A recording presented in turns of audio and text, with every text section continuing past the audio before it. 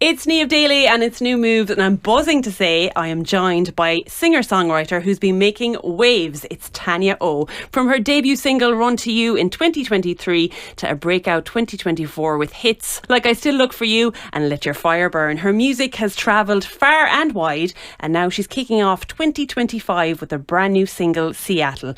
Tanya, welcome to the show. Thanks very much. It's lovely to be here. Oh, delighted to have you. So, before we kind of look at Seattle and 2025, I want to wind the clock back a little bit. 2024 was huge for you. So, hit releases, international recognition. How does it feel looking back? Yeah, I mean, it's actually crazy because I went into the studio just doing the songs that I thought, that I was enjoying, and I didn't think that they would go anywhere. So it's just amazing now that I can hear them on radio stations, and it's just mad, crazy. How does it feel? It feels amazing, it really does, because I suppose I put so much, I spent a lot of time in the studio, and I suppose the writing them and the whole process of production and everything like that you kind of forget the work you actually put into them as well. So now it's just great to see, I suppose, a body of work and, creating some kind of emotion amongst people, which is what I kind of set out to do. Yeah, people can relate to the songs. Yeah, exactly. So your music, it's not just in Ireland, it's been streamed worldwide. Do you ever kind of stop and think to yourself, is this actually happening? Yeah, it's so weird. Even when I go on online, sometimes you can see where your streams are coming from, and so many of them are coming from the States and Germany and just so many different countries, and I'm like, who over there is actually listening to my songs? It's mad. Would you say you have a bit of imposter syndrome? Oh, completely, yeah. I'm like, I just can't, I don't even know. I'm just confused when I see it, but in a good way. I think it's amazing. People can relate to the songs, which is fabulous. Yeah, that's amazing. So you've talked about rejection and self-doubt in the past. What kept you pushing forward?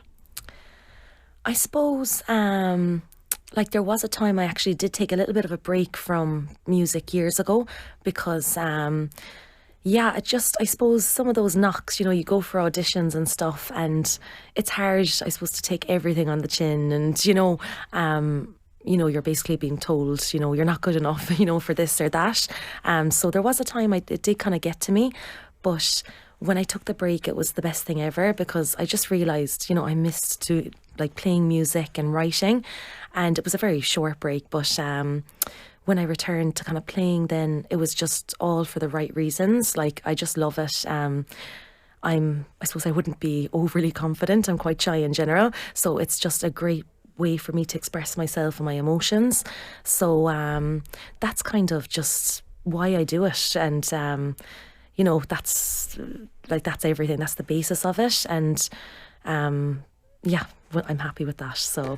So your instinct was just to do what you love. Yeah, exactly, and do them, write the songs that I want to write, because again, everyone will have a different taste, or so. And when you say write the songs that you want to write, what do you want to write? I know I've listened to your songs, and every time I listen to one of your songs, I feel like I have to sit back, because I might be playing a song on the radio, but I sit back and I go, I need to listen to this. It just captures me. Yeah, that's amazing. Thank you. Well, I suppose years ago I was working in London with a record label, and they were kind of really promising me, you can go on tour with this person. I won't name any artists over there, but, it was really exciting stuff at the time. But they were totally pulling me in a direction that I just, musically I didn't want to go in. And I was in the studio with them trying to write kind of, I suppose, from personal experience, my own stuff. And they were really kind of saying, this isn't going to sell, it's not commercial enough, or, so it was a big kind of thing to kind of step away from that and go, I can't play something I don't believe in. So, and spend all this time recording an album that I don't believe in. It did turn out that label went bust in the end. So it wasn't totally my choice. But I was really grateful after that I didn't go in that direction. Yeah. And since, I suppose, that whole experience, where that was quite hard at the time, but I kind of got back from that and realised it just wasn't meant to be. I'm just supposed to write the songs that I believe in and stick to it, Yeah, just be true to yourself. Yeah. Now, with that, a few of your songs have been remixed. Yeah. So how do you feel about that? Yeah, it's actually so strange. I contacted actually Cleos for a remix on one of my songs, and he ended up kind of liking my music, and I really liked his music, and he just sent me a little bit of music one day, and he was kind of saying, is there anything you can do with that? So I brought it to my own piano and kind of started doing my own thing. And we just made a total remix of one of my songs, total different direction. And then we wrote a dance song as well. But it's great. It's definitely not totally my style. It's very different actually from my own genre. Very, very different. That's why I'm interested to know how it came about. Yeah. But I actually really liked, I was very skeptical, I suppose, about, releasing them myself. So initially I was kind of saying, look, I'll work on them and we can put them on your side, your Spotify, all that. And I'll feature on them. But when he sent them, I actually really liked them. So I kind of said, I'll add them to my own stuff. So I suppose my main genre is my own stuff, but that's a nice little secondary one that it's kind of fun, I'm just enjoying it and having fun with it. So. And one of the songs, the remixes, is over 100,000 streams. Yeah, it's crazy. So that's incredible. Yeah, it's amazing. It's on the Mr. Reville's playlist, I think, which I was like, this is so strange. Like I remember being a teenager and listening to all this, or my early 20s maybe, and I used to actually have his playlists at home listening to them. So it's really weird. Oh, it's just mind-blowing stuff. Okay, so your gig, you had your first sold-out gig, your first headline gig, Mike the Pies. I was lucky enough to be there, nab one of those tickets. So tell me about this. What was that moment like for you? Yeah, I mean, that was really, I suppose, a full circle moment for me, because I had kind of said for years, I'd love to just headline my own show, but I just didn't feel in any way confident to do that, or believe that anyone would go, to be honest. I had kind of asked Aidan out in Mike the Pies to give me a chance at just doing my own headline without supporting someone else. And I'm sure he was quite sceptical as well, and I had said to him, I'll definitely get 40, 50 people, not believing at all that I would even get 10 people. Telling some fibs. Yeah, totally lying. And then I just couldn't believe it was sold out that week. It was just amazing. And to be able to, I suppose, sit down in that room, talk about my music, why I wrote each song. I mean, I love playing live because you get the chance to actually do that. Like, it's great having music online because people can listen to it when it suits them, I suppose. But it was just lovely to be able to communicate what the songs were about and everything. And yeah, it was just amazing. Something that I thought was lovely at the gig was you were very honest. And in between songs, when you weren't talking about the journey of the song, you were talking about yourself. And at one moment you kind of joked about the fact that you're known in your family as a hypochondriac. Oh yeah. But as much as you kept us laughing, you actually obviously go through that, so that's obviously a difficult thing for you. Yeah, definitely. I mean, that's it's such a big thing in my life now, because I think anxiety is a feeling, so I think everyone has that. We all get anxious, but I suppose for years I have gotten panic attacks to the point where I would be over in A&E so regularly. But I think it just started happening so often that, of course, my family would turn it into a joke. And, where's Tanya? She's over in hospital again for no reason. But yeah, I do get really bad panic attacks where, I get all the heart palpitations, all these symptoms that are really scary. But I suppose my personality, I do joke a lot, and it's great to be able to do that, but also writing about it has helped so much. I even feel all my songs, even if they're about something else, they kind of have an undertone element of that, that coming through, I suppose, the songs. Even any song I write, I don't know why, it always goes back to that at some point when I'm writing each song. So I don't even understand it myself. Well, your honesty in it is I know we were all laughing, you were joking about it. Yeah. But is it important for you to express that? Oh, it is, definitely. I mean, Years ago, I didn't even understand what was happening when I'd have a panic attack, say years ago. I never even thought to even talk about it, let alone understand it. But I think when I realised, oh yeah, one day I was over in A&E and they just said, no, it's actually panic attacks you're having. They said it's quite extreme because yours are going on for hours. They said that's not as common. Usually they last a short time. From me, seeing you on stage and knowing now that you go through a lot and you have a lot of panic attacks, but still you can be up there, you can be smiling and you can be doing what you love. And that's very inspiring. Yeah, completely. I mean, when I started speaking about it originally, I just didn't understand it at all. And when I went to A&E one day and realised, oh, this is a panic attack, and, I just get them really extreme where they go on for hours, I think I just started to accept them then. And it just kind of, not I suppose, became a part of who I am, but it's just something that I have, that I'll probably always have, and I'll always have to, deal with them. But yeah, it was just when I started speaking about them and other people kind of said, oh, I get that too, or I get a different form of it. Then I suppose I wasn't afraid to talk about it anymore. I think a light bulb, went off or whatever, and it just became easier to talk about them.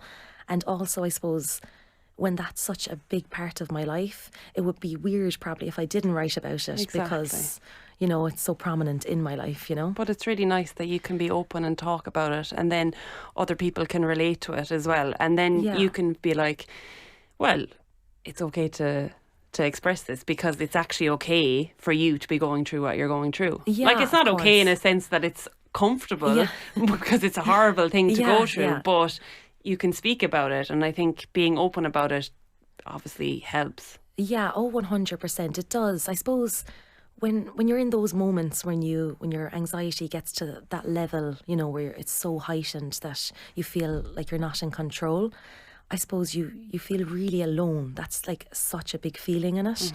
So talking about it is so important. Like just to be able to connect with other people and feel understood in some way, and that kind of takes away that alone factor in it then, and for other people as well. Like I have one song now, Run to You, and I did get a lot of messages when I first came out with that. I think I was speaking about why I wrote it back then as well, about just anxiety and panic attacks, and I did get messages saying, that's amazing you spoke about it, because I'm going through that at the moment. And I was like, geez, I'm a nobody. but that's amazing, That's incredible. As I said, you're very brave to do that. And it's extremely important to to let people know, okay, this is what I'm going through, but also look what I can do in that. Yeah. Which is incredible. Look what you are doing in the midst of that anxiety. Yeah, no, thanks very much. I'm going to chat to you about your single, Seattle. Okay. Can you talk to me about the story behind it? So basically, I wrote that. Well, I co-wrote it with Pa. So we were out in the studio and we were writing, I think, another song, and we just came about this song, and the idea basically came from a childhood friend, like that you grew up with, that you didn't see for years. And it's just mad because when I was writing it, it was just, I could just picture all the memories I had, say, with, this old friend that I had back in, primary school, and we kind of grew up together, and it was just really nostalgic, and it was lovely to go back to those memories. I don't see them often anymore, just the odd time. And I do, I suppose the song is very true. I wonder how they are, and I just look back with such fondness of those memories. So yeah, it's just basically about an old friend. But always when you mention the word nostalgia and you think of just being a kid in general, what did little Tanya get up to as a kid? Oh geez, I'd say too much. Give us some examples. I was probably quite bold as a kid. I spent a lot of time, I suppose, out in my nan's farm. It was out the country. I have so many cousins. My mom has like around 12 siblings, and they all had a lot of kids. Okay. And we were all around the same age. So Mayhem, I'd say. oh, madness. Yeah, we'd be, I don't know, we'd be hiking to woods and all this, just random things you wouldn't really do at that time. Probably like before that you would, but not around then. But yeah, I was always playing music. But yeah, a bit mad. Do you feel like you were transported back to that time, and like when you were writing the song, was it an emotional song to write? It was. In a really positive way though. Like, I suppose just thinking back to those memories of, playing with, this friend, and even we get up to, playing knock and dolly around the estate and just random stuff, and even playing dress up and just total random stuff. But Innocent times. total innocent, but stuff that I'll always remember as well, Yeah. That was just, really nice, and I'm so glad I have those memories. Yeah, like, would you say, like, nowadays the world is just completely different? What do you miss about that time? I suppose the carefree, no responsibilities, could do whatever you want, no consequences, and it was just really free. I suppose as a singing now and songwriting, in general, I do feel quite free in general, but when you're a kid, it's just a different level of freedom. Oh, 100%. Yeah. So you've had a lot of hits. 2024. It's 2025 now, and Seattle's just out. Yeah. What's next? Are we looking at an album? Yes, exactly. So there's an album in the works. I have a few more singles coming out this year, and I'm still in the studio, so I have no dates yet. I'm trying to get a bit of a tour together as well, maybe later in the year.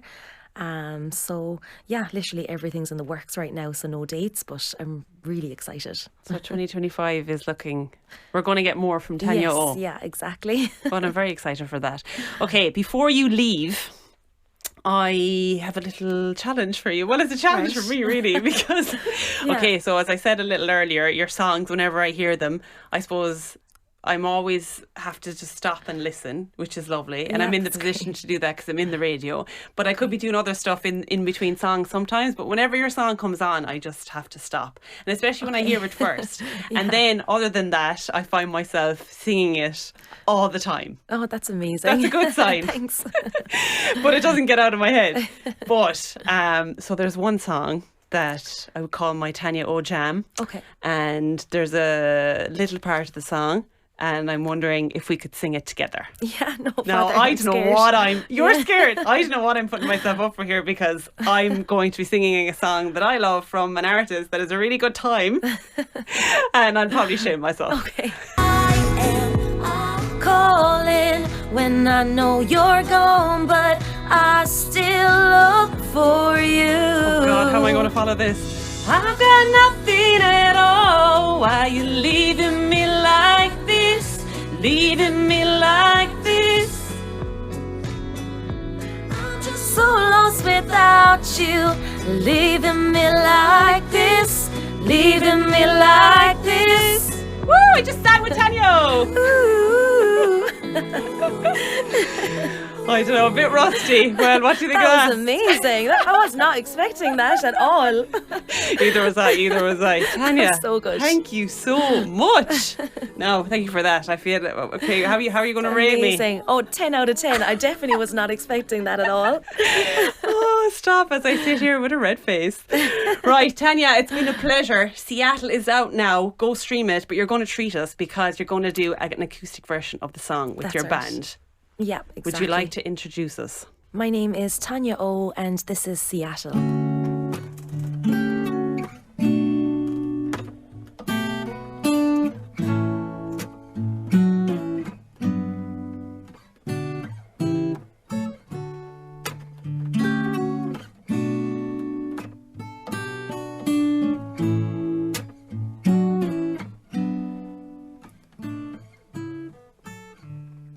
It's been a long time since I thought of you. These city lights don't shine the way you do. My body's tired and my mind is weak. I miss our conversations on the street, and the rain on the skylight, the way that the moon shines down on our empty street at night. The train tracks on casement, we played on the pavement. Time that we thought we'd never leave. Ooh, where'd you go, my friend? I hope you found your way to Seattle in the end. Ooh, like you'd always say, did you find someone to take your breath away? I know it's been a long time, but I wish you well, hope you can tell. I've been thinking about you, my friends. I hope you found your way to Seattle in the end.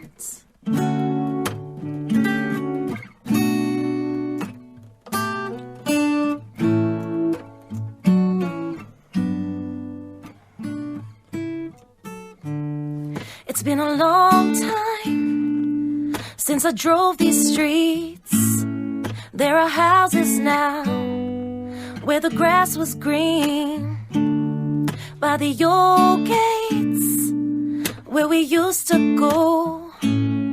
Just us in time, did we let it go? The rain on the skylight, the way that the moon shines down on our empty street at night.